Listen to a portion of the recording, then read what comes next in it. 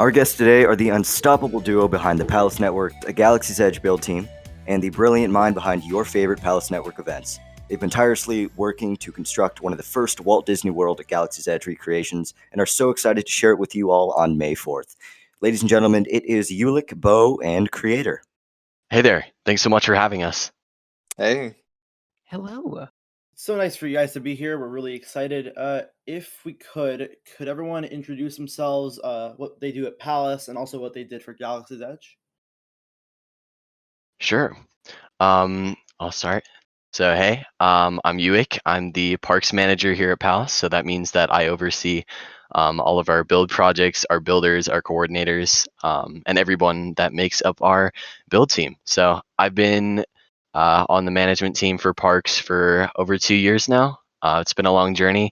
I helped out with our new MK, Runaway Railway, and obviously Galaxy's Edge. So yeah. I'll go next. I'm Beau. I am now an Imagineer at Palace Network, and I was the project lead to Galaxy's Edge. I haven't been building for a very long time. I've only been a part of the community for about a year, but I have made, obviously, Galaxy's Edge, Runaway Railway, and worked on Contemporary Resort.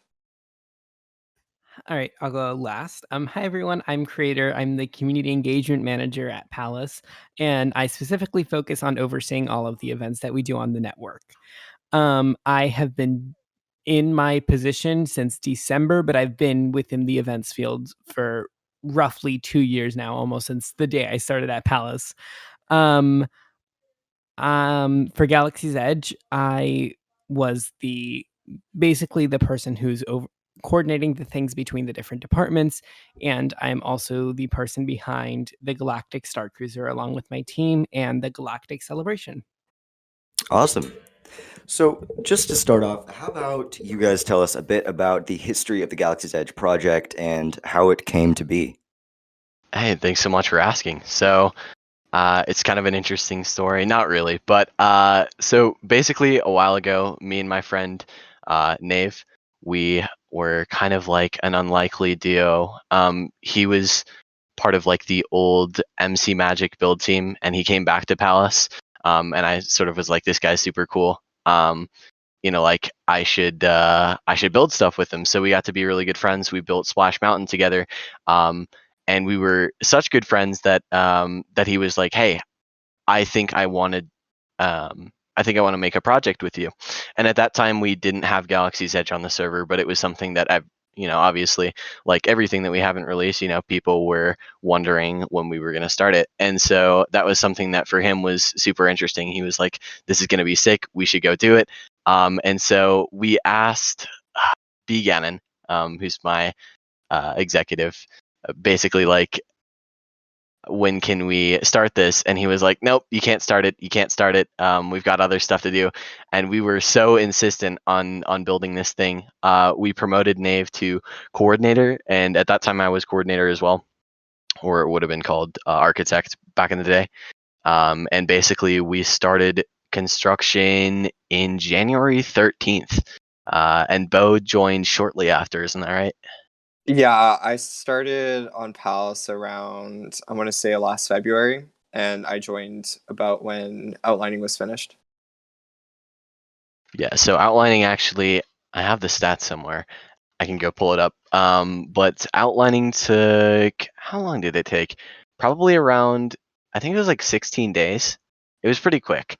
We didn't mess around. We were pretty excited to start building that. But it's funny, at the time, we obviously, like, Palace didn't have one, but MCParks did. And I remember, like, I'm pretty good friends with Darren, so I had messaged him and I was like, you guys have your Galaxy's Edge, can I come check it out? And he showed me, and he said, what do you think? And I said, not bad for you guys. I was like, we can do better. Like I kind of like had this mission, like Nave and I, from day one, to not like crush the competition. That wasn't really what it was about, but more so like making the best thing that we could possibly make to sort of like prove that we could do it. And so that was like a big driving force for us to like keep going with the project. Yeah, I think that's always good. That kind of Obviously, there's a lot of parks in the community, and the friendly competition. I think it really makes parks step it up and elevate it for the guests. Right.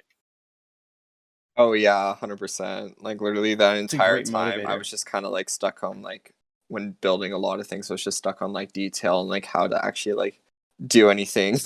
Really. So how big was this team that worked on Galaxy's Edge in total, would you say? So I mean, I have the stats, but I mean, we technically had 21 builders in total who made Galaxy's Edge, but like out of that, Beau, myself, and Kermit, our coordinator, made like probably like 85% of that land. So, Yeah, yeah. Oh, wow. um, And Creator, when did you join the project? I I basically started working on the Galaxy's Edge launch closer to December. We kind of had an idea that it was going to happen at some point in the first part of 2021. So I started drafting up some ideas in terms of how we can manage the flow of guests, what events we can do, things like that. And then I've pretty much been working on it on the side ever since. And then once we got to March, it was a lot of the work for Galaxy's Edge kind of ramped up, and I started working on it a lot more. Yeah, I have to imagine, like this is probably going to be one of like the largest events in the community for the past couple months. I mean, it is going to be, I believe, the first Walt Disney World Galaxy's Edge recreation to open. Yeah. Oh, wait, Yeah. this? Oh. As far as I Oh. know, yeah. I think it has to be one of the first Believe one-to-one so, at yeah. least. But yeah, it is definitely a lot. We're really putting a lot of resources into it. And this is probably the biggest event we've put on since, I'd say, the new MK launch, which, fun fact, I also worked on that. Yeah, I mean, I have to say, I'm pretty sure all of us here are very excited for the event. We cannot wait to see what is in store. But I have to imagine putting on an event and kind of just working on a project of this scale. I mean, it couldn't have been a smooth ride the whole way. So could you guys just kind of tell us some of your highs and then some of your lows working on this project? What went right and then what went wrong? yeah, Galaxy's Edge was. I'm glad that you understand that. By no means is anything that we ever do for parks like easy. you know, not just because of like how hard it is to build, but people leave on you. Like we had a pretty strong like Nave and I had been working pretty hard, and then Nave just at one point he was like, "Hey, I don't want to do this anymore." And I think for me it was like pretty tough because that's a huge project, and luckily enough I had Beau there to kind of like help me pick up the pace, and it was in that point that when I didn't have a leader there that the project was going pretty poorly. We pretty much we're not usually in the habit of like, or at least not at that time we weren't. We weren't in the habit of like going and redoing stuff. Someone would build something and we didn't want to, hurt their feelings or say like, hey, we can't really put this into the parks. But like as soon as I think and I, sorry, it's Beau, as soon as Beau and I started working, more together, I think we were able to be a lot more honest with people, and I think that comes with two sides to it. If you really want a good project, you're going to have to be honest, and if you want a really really good project, you're going to have to be brutally honest. And I think for a lot of Galaxy's Edge, it was a lot of telling people no and telling people like Yeah. you've got to Yeah. redo stuff, because it was a It was thing of really like turning. it. Yeah, and it was really turning it. and for Beau and I, a big part of making Galaxy's Edge was like I said, proving our worth in the community, and proving that we could pull off something like this. And that being said, if that's your mentality, there's going to be a lot of things that you have to do that you don't want to. You're going to spend a lot of times working on stuff. Like I think Beau and I have probably both spent, at least me personally, like I've spent 12-hour days before on the Yeah, project. we would stay up, and like this is also the time we were working on like MMR2, and we'd like pull all nighters working between like the two, like the ride and like the entire land. And there were just points like in like the later portions of project where I had to like touch and almost like redo like entire sections of the land just to get up to to par to our standards compared to like the rides. Yeah, it was pretty rough. Mm-hmm. A creator, did you have any highs and lows when planning the actual opening event to the project? So I would say definitely a big high was collaborating with so many different teams across the network. I think this is the first time that so many people worked on one singular thing, and it was really awesome to work with everyone on, creating what will be hopefully an amazing launch. And then one of the lows was, not knowing if things would get done for the launch. Um, when you're working with so many people, there's so many different factors that come into play in terms of timeline, and it's really hard to stay on track. And sometimes it feels like, you're falling off track, and then you have to put yourself back on track. So that's definitely one of the lows. Yeah, there's going to be a lot of Galaxy's Edge recreations, especially because it's such a new land and it's really high demand right now. There's going to be a lot of servers that are going to do it in the future. What would you say it makes this recreation Galaxy's Edge different than all the rest? It's it's the best looking one. I don't know. Oh, It's no. Completely honestly, the reason that I say that is because similarly to what I was saying earlier. Like with making this project, we were really really focused on making this the best thing, and I think it was it was a big focus for us at the time, so it was something that we could put a lot of emphasis on. I think when you have like 6 or 7 other projects, I think it can be hard to do that. But since we do have a small team, I think in regards to like making a big project like that,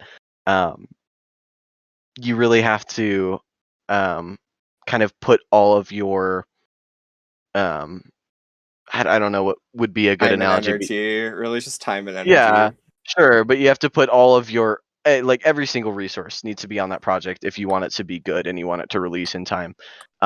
So for us, it was sort of like the fact of it being really like thorough in detail, because I mean, if you look at anything in our Galaxy's Edge, I guarantee you, almost every block, every build has been rebuilt multiple times. Or just even like heavily scrutinized. Like we would spend like literally hours like making sure every single represented detail like was there. And even like down to like the major things like the rock work, with it actually having color and not just being gray, compared to like just little shops in like the marketplace, or like just like trees or greenery. Like to us at that moment, like every single block counted. But it was really for us, like we had done stuff with constructive criticism before. Like we had been like, we weren't like accepting of everything, we were never like that as a team. But I think this project more than anything else was all about creating a perfect thing. I can speak for both Beau and myself when I say that we're both perfectionists when it comes to this stuff. We don't just want to get it right, like we need to get it right. And we'll do whatever like at that time we would do whatever we could to get to that point. Yeah, and like even that, like going back to it, like it's about tearing the band-aid, because it's not only just like a learning lesson for us in that project, it's like something we had to like normalize in our team as well, is that like it's not a bad thing to redo like a build or some project, because the second time will be better, and the second time you will know it better, and it can like, and you will in the end produce a better product. I think that's a very, respectful mentality in order to kind of create like the best park possible. Just kind of giving all you have. Because I know a few parks, like spread themselves pretty thin. So I think it's very cool how you guys, really focus in and making one land the best it can be. And with that said, we're going to go to a quick break. We'll be right back. Welcome back. This next question's for creators specifically, but anyone can jump into this one. What can guests expect when they arrive at the opening? They can expect to see the land in all of its glory, of course.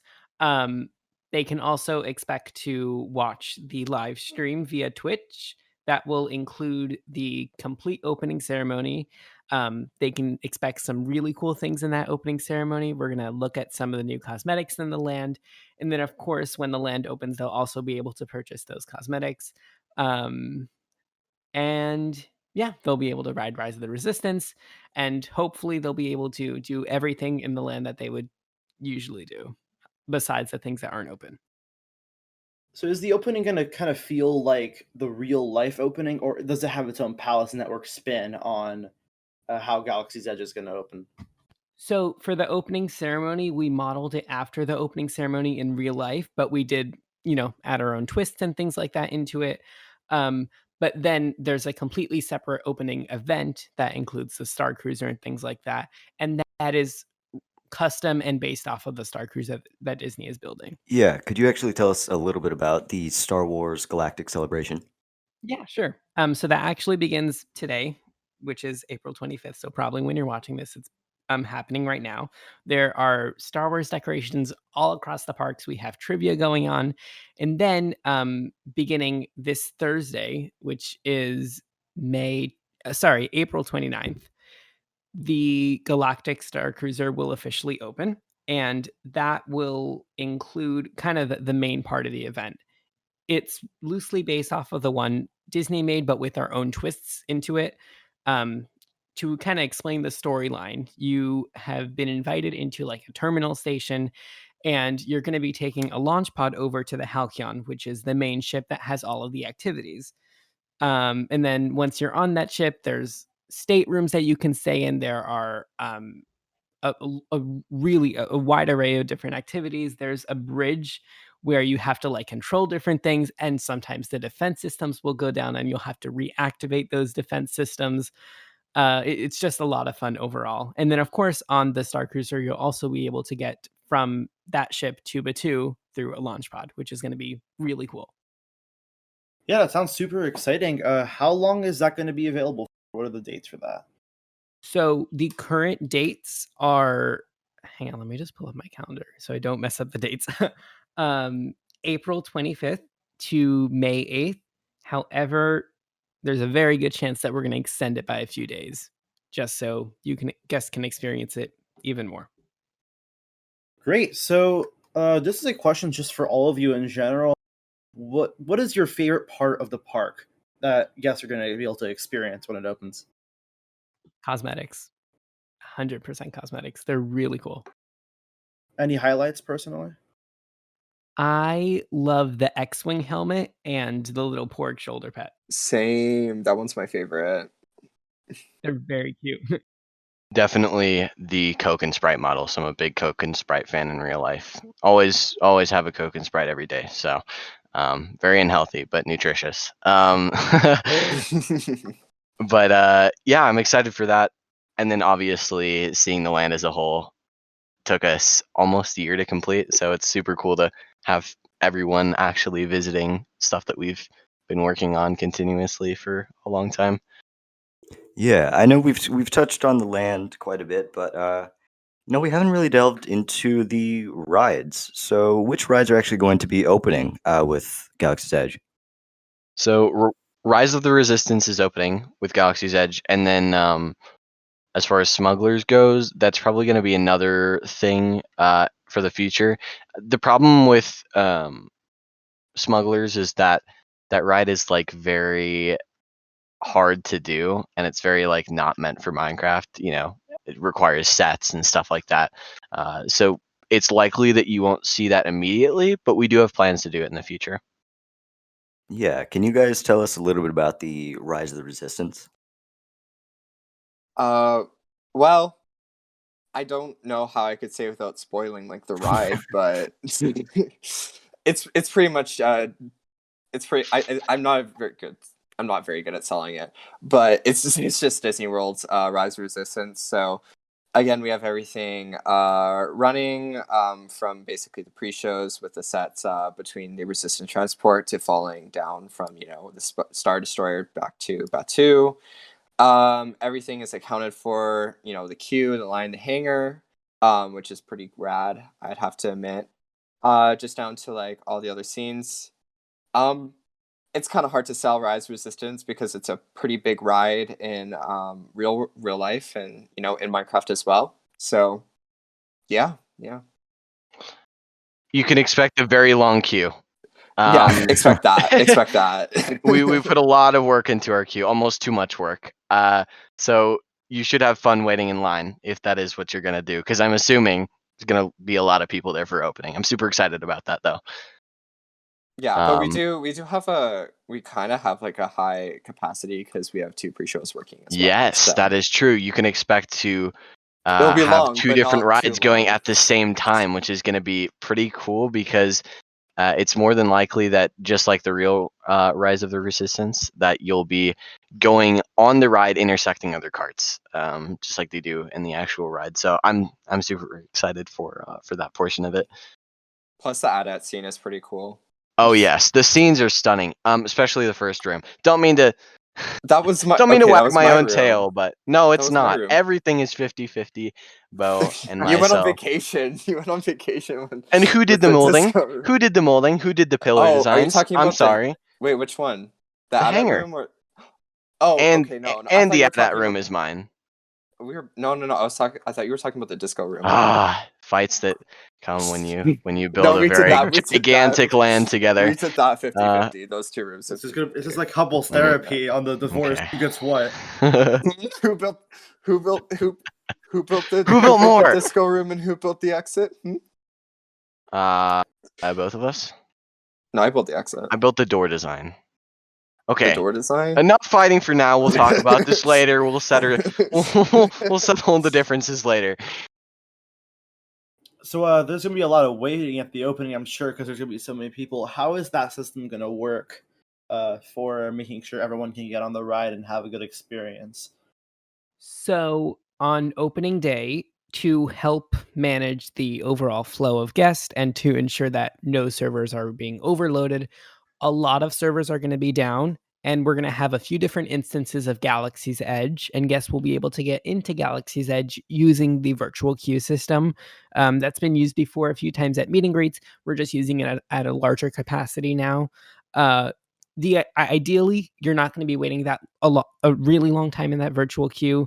The main wait is going to be in the boarding group system, which basically a few days before the launch, guests will be able to register for boarding groups, and from there, once they get on, they'll get a return time, and they'll be able to experience the ride. And yeah. So hopefully, if everything goes well, there's going to be probably most of the waiting is going to be for Rise of the Resistance, and there will hopefully not be a insane amount of lag and things won't be crashing. That's our overall hope, obviously. But yeah, we've done a lot to make sure that we can avoid lag and crashing and make sure that it's a pleasant guest experience on opening day. Yeah, I have to say, I mean, as long as that virtual queue is less than the one to buy Disneyland tickets, I'm all for that. We'll see. We'll see if we can make it happen. We may just add in other guests just for the added effect, so that you do have to wait 2 hours. We'll talk about it.